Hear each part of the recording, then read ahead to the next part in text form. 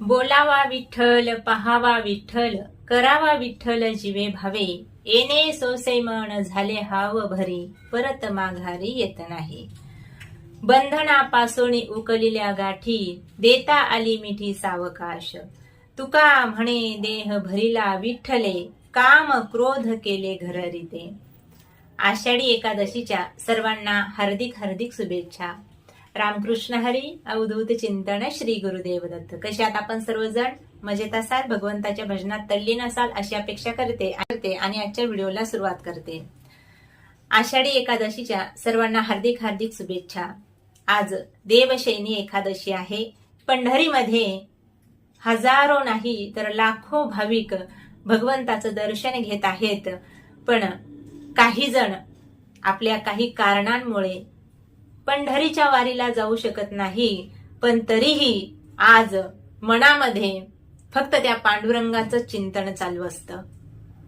जे कोणी पंढरीला जाऊ शकत नाही तर हृदयामध्ये विठोबा आज त्यांच्या निर्माण झालेला असेल, प्रगट झालेला असेल आणि त्या भक्ताला दर्शन दिलं असेल.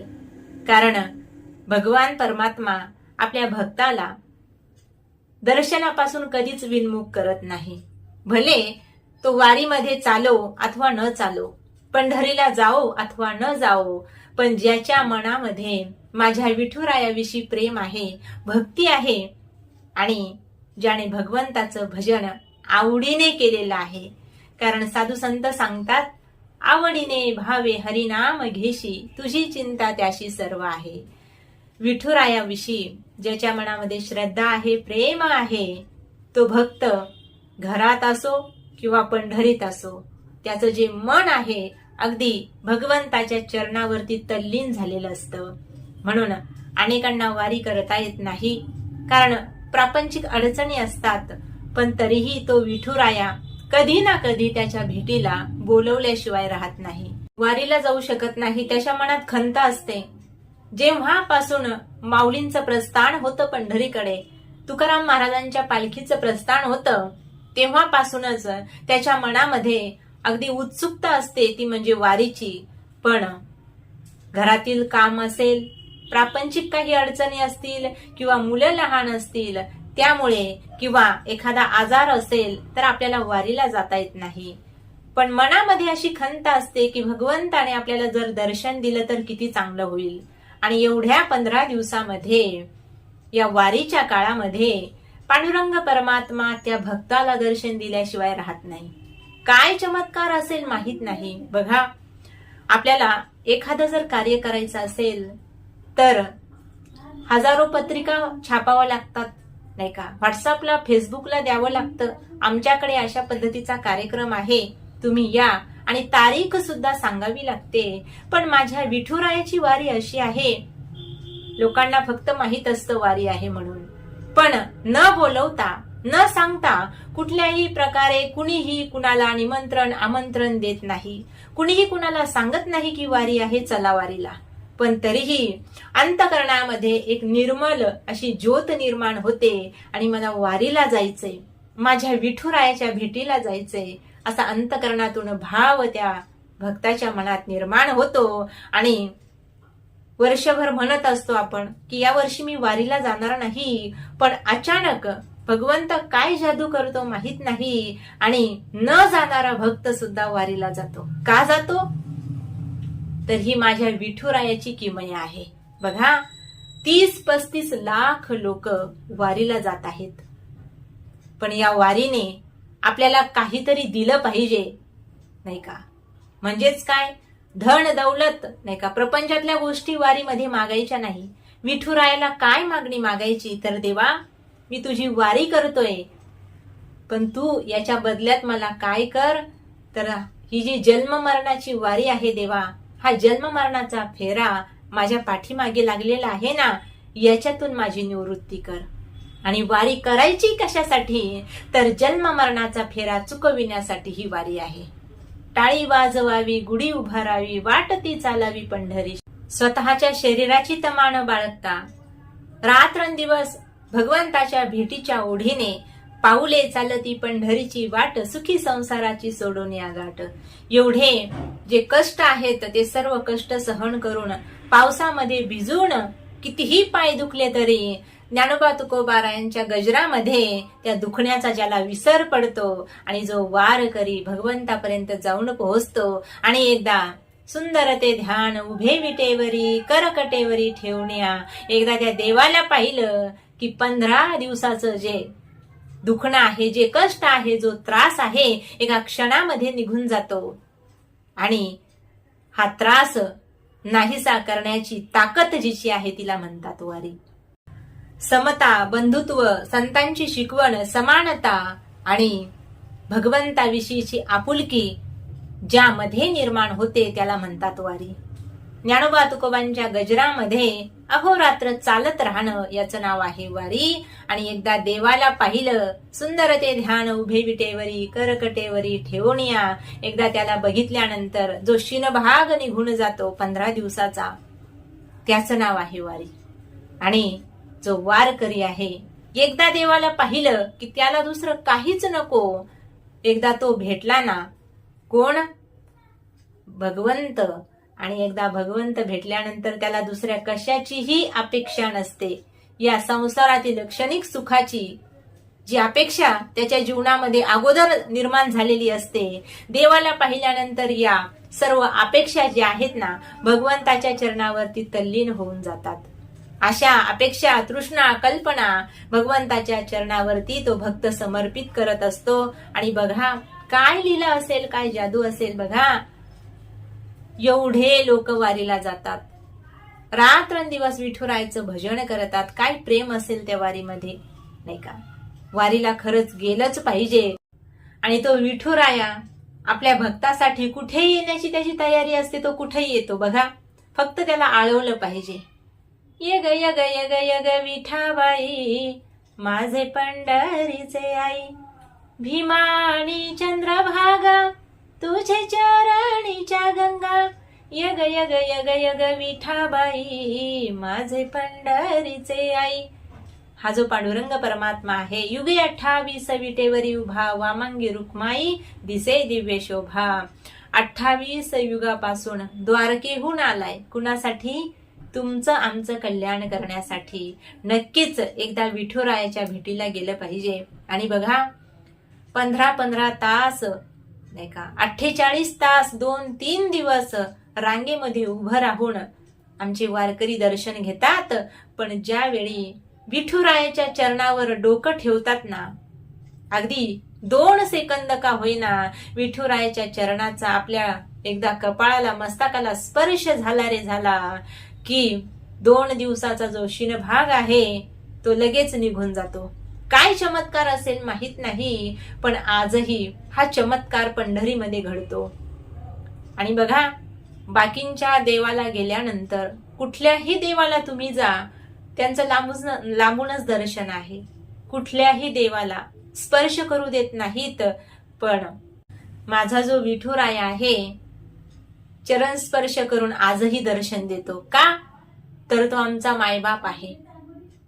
कारण त्याचं भक्तावरती प्रेम आहे. आणि खूप कष्ट, खूप त्रास सहन करून माझा भक्त, माझं लेकरू माझ्यापर्यंत आलंय. आणि मग त्याला सुख देणं, समाधान देणं माझं कर्तव्य आहे, असं म्हणून तो विठुराया अगदी 2 क्षणाच्या दर्शनामध्ये सगळं आयुष्याचं सुख त्याच्या पदरात पाडत असतो. आणि म्हणूनच की काय, हजारोंच्या लाखोंच्या संख्येने वारकरी पंढरीला जातात.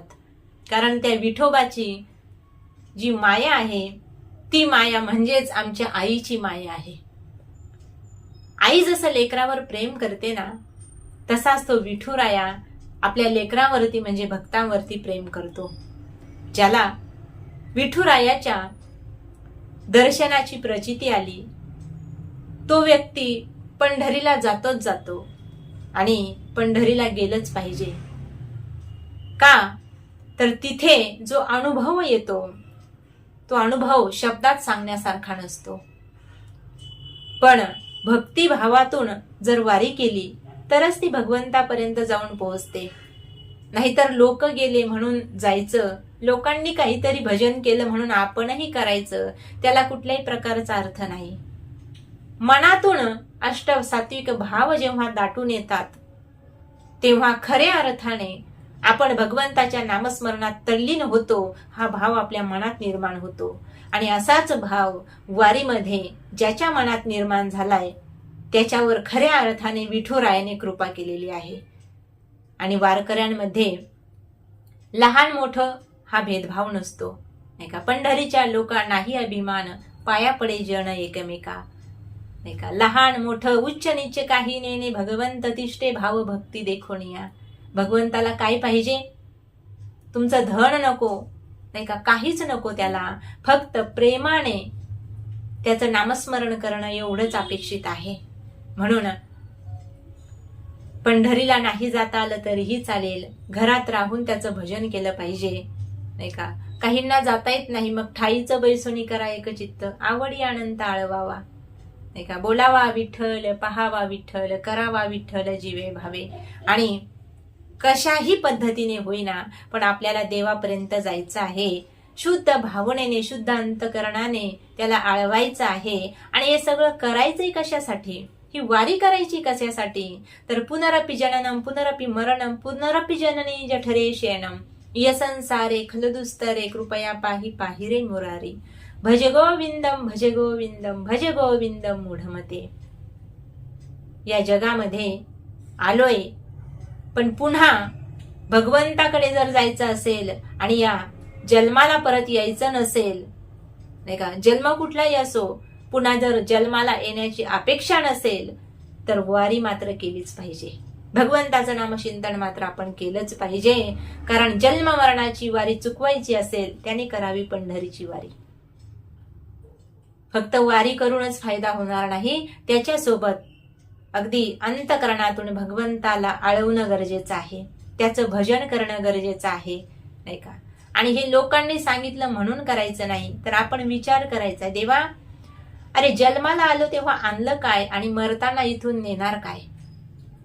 आपण इथले पाहुणे आहोत, एक दिवस जायचे सगळ्यांना सोडून, नाही का.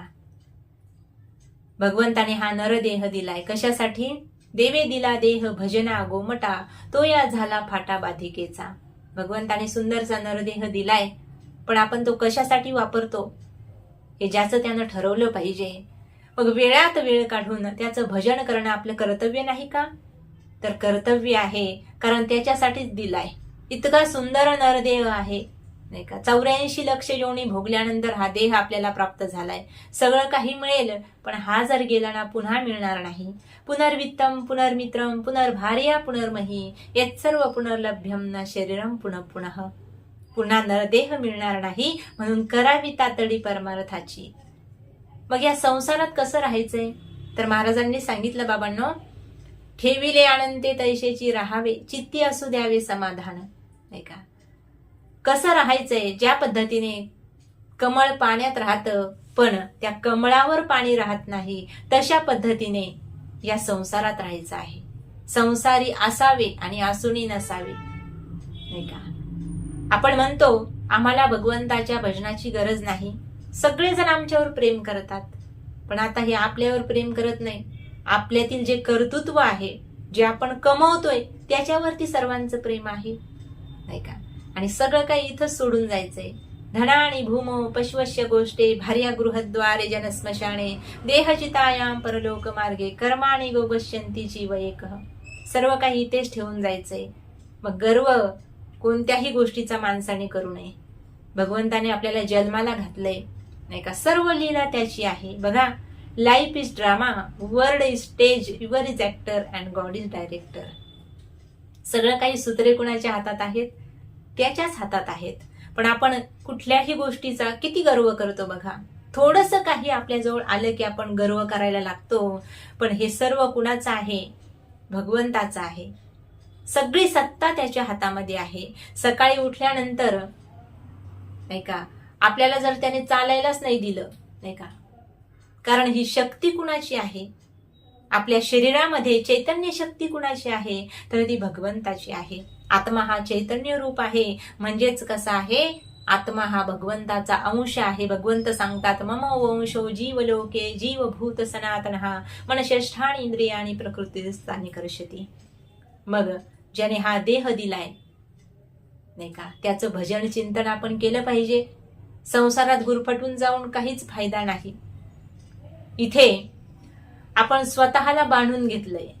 मुक्त होता परी बळे झाला बद्ध, घेऊन या छंद माझे माझे. हे माझं ते माझं ते माझं आणि सर्वांचं आपल्यावरच ओझ नाही का. म्हणून हे ओझ दूर करायचं असेल त्याने नामस्मरण नक्कीच केलं पाहिजे.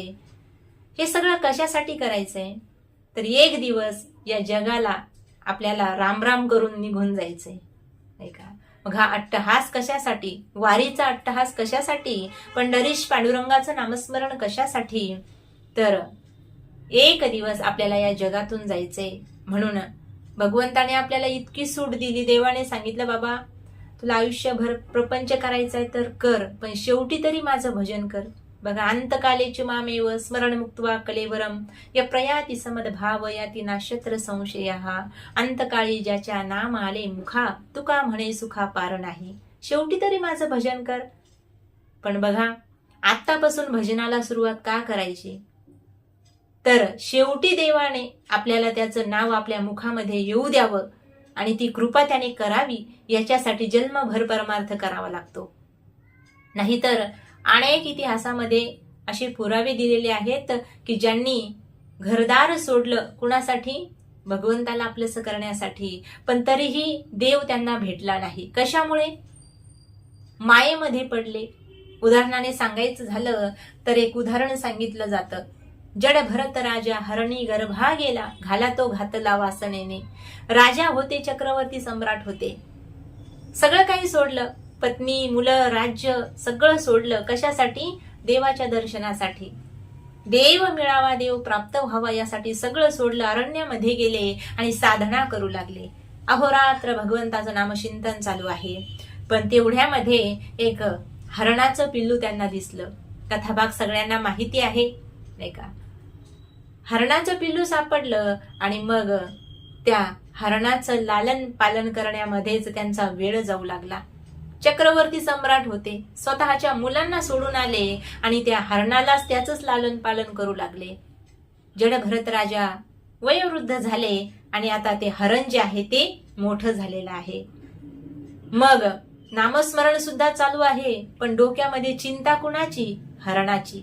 मी गेल्यानंतर या हरणाचं कसं होईल नाही का, हरणाचं कसं होईल, हरणाचं कसं होईल म्हणता म्हणता मरणाचं विसरून गेले. आणि कशाला आले होते, मरण दूर करण्यासाठी आलेले होते, मोक्षाची प्राप्ती करून घेण्यासाठी आले होते. पण मायेच्या अधीन झाले, त्या छोट्याशा पिल्लाच्या अधीन झाले हरणाच्या, आणि पुन्हा जन्म घ्यावा लागला. म्हणून आपण तर प्रापंचिक आहोत नाही का. प्रपंचाचे हजारो कार्य आपल्याकडे असतात, पण हा प्रपंच देवाने आपल्याला दिलाय, मग त्याला विसरता कामा नये. प्रत्येक काम भगवंताचं समजून जर केलं आणि निर्मळ अंतकरणाने केलं तर तो भगवान परमात्मा आपल्याला आपल्या जीवनात काहीच कमी पडू देत नाही. बघा, वारकरी जास्त श्रीमंत नसतात, पण त्यांच्यासारखे श्रीमंत कुणीच नसतं. लक्षात घ्या, ते श्रीमंत नसतात, पण त्यांच्या इतकी मनाची श्रीमंती दुसऱ्या कुण्या व्यक्तीमध्ये तुम्हाला सापडणार नाही. का, भगवंताचा कृपाशीर्वाद एवढा लाभलेला असतो. पांडुरंग परमात्म्याची कृपा इतकी त्यांच्याकडे असते, तर त्यांच्याकडे काही जरी नसलं ना तर मनाचा मोठेपणा, मनाची श्रीमंती खूप असते बघा. म्हणून वारकरी जे आहेत ते सदा प्रसन्न असतात, हसतमुख असतात. पण जो खरा वारकरी आहे हे मी त्याच्याविषयी सांगते आहे. वरवर वारकरी होणं वेगळं आणि अंतकरणातून हाडाचा वारकरी होणं वेगळं. रात्रंदिवस प्रभूंची सेवा का करायची, माझ्या पांडुरंग परमात्म्याची भक्ती का करायची, तर हे जन्म मरण रूपी चक्र आपल्या पाठी लागलेलं आहे, त्याच्यातून आपल्याला आपली मुक्तता करून घ्यायची आहे. आणि हा अट्टहास कशासाठी आहे, याचसाठी केला होता अट्टहास, शेवटचा दिवस गोड व्हावा. नामस्मरण करून आणि ही वारी करून काय होईल, तर त्याची सरलीर झाला सुफळ व्यापार. म्हणून हा जन्म मरणाचा व्यापार जर आपल्याला ही सुफळ करायचा असेल तर जीवनातली एखादी तरी वारी आपण केलीच पाहिजे आणि अहोरात्र माझ्या पांडुरंगाचं नामचिंतन केलंच पाहिजे. राम कृष्ण हरी.